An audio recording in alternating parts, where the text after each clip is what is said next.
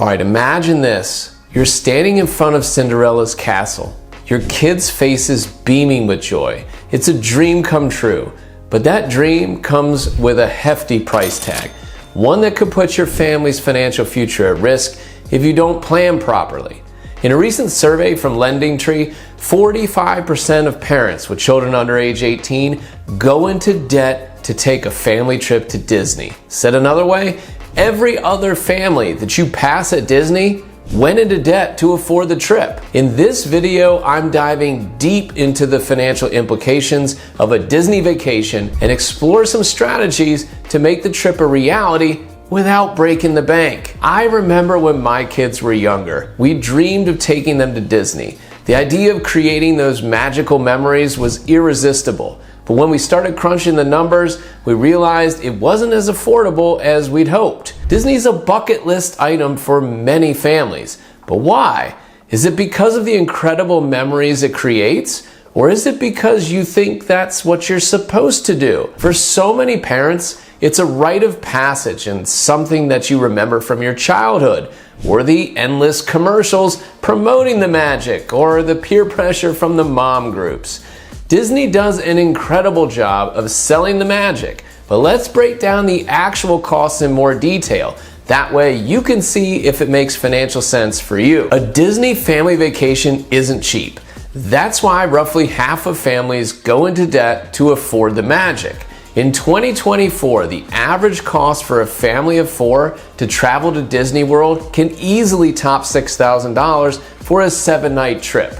A week-long trip exceeding $15,000 isn't unheard of either, especially if you're paying for those dinners with characters or hotels closer to the theme parks. NerdWallet recently analyzed the average cost for a family of 4 to go to Disney World. They broke the cost down into 4 components: park tickets with add-ons like the Lightning Pass, on-property hotel room rates, food at the park restaurants, and add-on activities.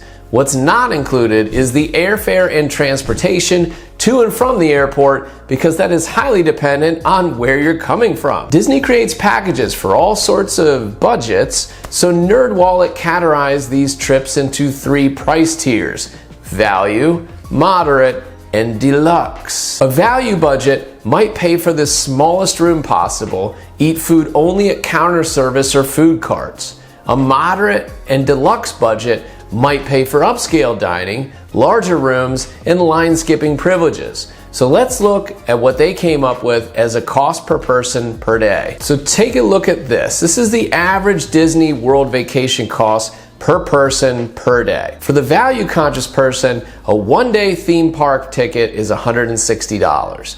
A one-night hotel room on a Saturday night, $286, and an individual meal, $19. You can see in the moderate area, you got park tickets of $175 because they're including that Lightning Pass, and a one-night hotel room more expensive, $366, an individual meal, $59. And then you see over here on the right, the deluxe, still the same cost for that ticket, $175, but look at that hotel room, up to $877. You're staying in a really close, really nice hotel room, and your individual meals are almost $100 per person per day. Of course, you aren't traveling alone. You're taking your family. So let's look at the cost for a family of 4 eating 3 meals a day. If you're taking your family, you'll see that by staying for 7 nights and eating 3 meals a day, you're spending in the value area around $6,500 for those 7 nights. The moderate level is just under $9,000, and the deluxe level, $15,000 to $16,000. All right, hopefully that gives you a good idea and a starting point. But meals, hotels, and park tickets aren't the only cost for a Disney family trip. If you make the effort to take your entire family there, I'm sure you'll be buying souvenirs, snacks, sunscreen, and maybe a cocktail or 2 each day. On Disney's website, it lists a beer for $8 and cocktails from $10 to $12. All those costs can be widely variable per family, but should be budgeted into your trip costs. And you may also want to account for other activities like the Enchanting Extras collection, which includes encounters with animals and recreational activities. There are 3-hour private Wild Africa trek tours which cost $190 per person, and they involve hiking and off-roading on safari vehicles. Or maybe your little one's getting their hair done and their nails and makeup at Bibbidi Bobbidi Boutique for $100. And of course, you may want to pay for the park's photo service so you can download photos of your family that are taken by Disney during the visit. There is no shortage of ways to spend money at Disney World. For a family of 4, NerdWallet estimates that based on the value budget, you should account for $568 per family for all those items. For a moderate budget, $884 per family, and for a deluxe budget, $1,820 per family. That's why so many people spend much more than they think, and roughly half of all families in the park go into debt to afford it. According to that LendingTree survey, parents took on an average of $1,983 in Disney-related debt. And when it takes a little bit of time to pay that off, of course with interest, it makes it a little bit more expensive.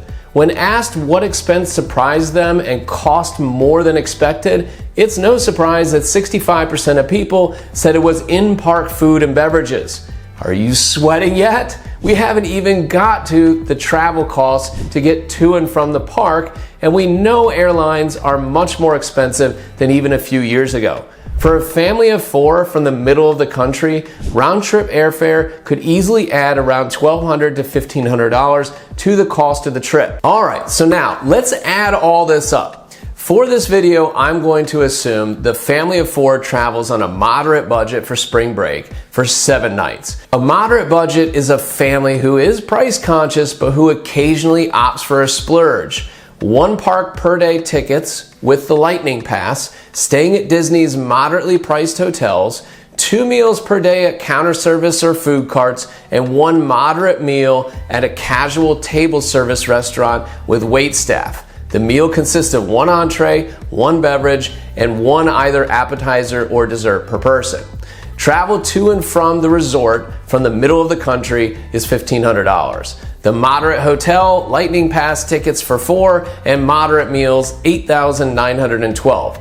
Moderate extras like drinks, souvenirs, and excursions, $884. That adds up to a total budget of $11,296. Now to be safe, let's treat this like a home improvement project. You know, there are always unplanned expenses or price increases where you opt for something a little bit better. So as a rule of thumb, it's good to budget an extra 10% on a home renovation.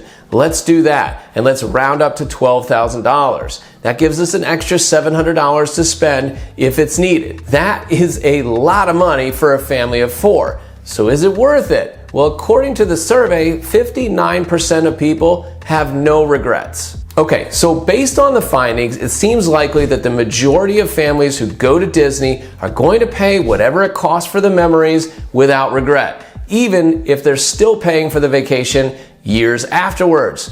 So how can we better prepare ourselves so we don't go into debt for that Disney vacation? Here are some tips to plan ahead and reduce costs while staying there. First, for my clients and myself, I recommend budgeting 3% of your take-home pay for vacations each year.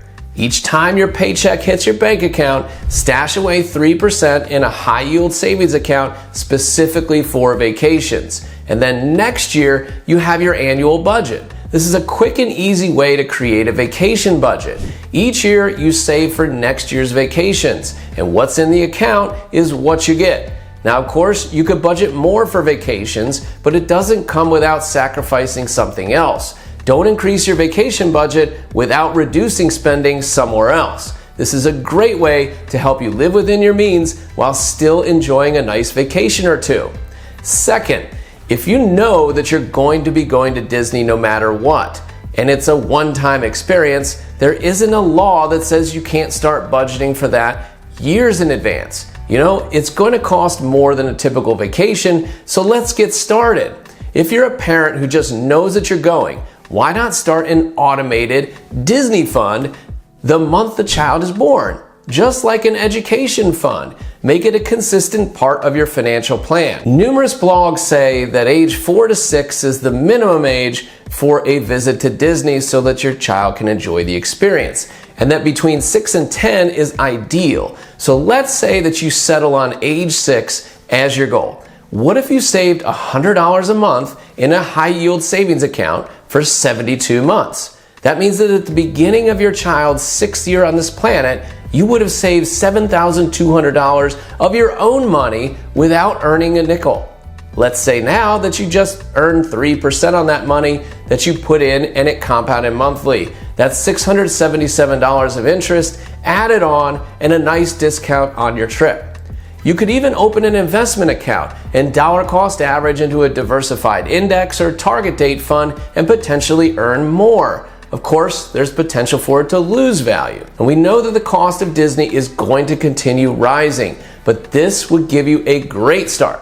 All right, third, what matters most to you on a Disney trip may not matter to someone else, and that is the problem with average costs. You may want to splurge on a hotel that's close to a certain park and then pack lunches. Or maybe you stay at a budget hotel so you can do all the excursions that you want.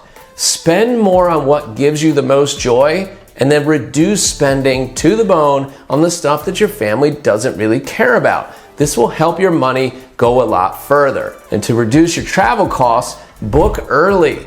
On most travel websites, the further in advance that you book airfare and hotels, the lower the cost will be and the more deals there are.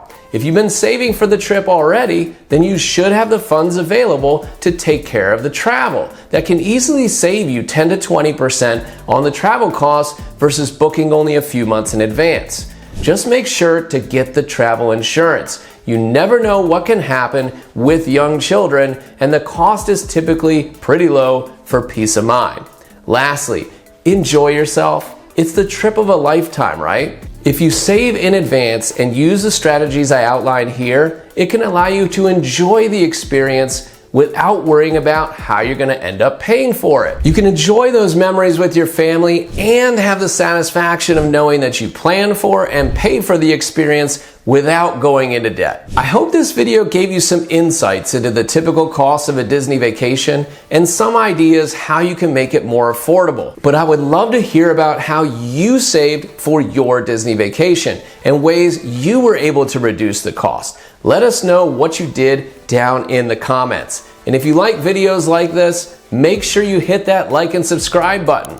If you own a business and are looking for financial planning help, head over to my website at celestialwm.com and take a look at the case studies for examples of people I've helped. If that sounds like what you're looking for, just hit that Start Here button.